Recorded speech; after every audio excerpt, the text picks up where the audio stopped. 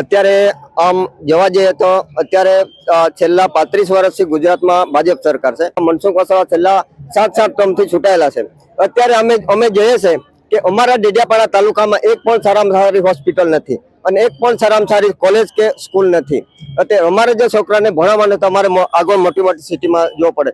અમારે સારી હોસ્પિટલની સુવિધા લેવું હોય તો અમારે ભરૂચ, અંકલેશ્વર અને અમદાવાદ, વડોદરામાં જવું પડે છે. નર્મદા સિવિલ હોસ્પિટલ છે ને કે હા સ્પેશિયલિસ્ટ સિવિલ હોસ્પિટલમાં પણ એટલી બધી કઈ સારી સુવિધા મળતી નથી. અમે અત્યારે ત્યાં અમારે ડેડિયાપાડાથી અમારે 20 કિલોમીટર અંદર છે. અમારે ત્યાં એક સારામાં સારી શું કહે કે 108 પણ આવતી નથી.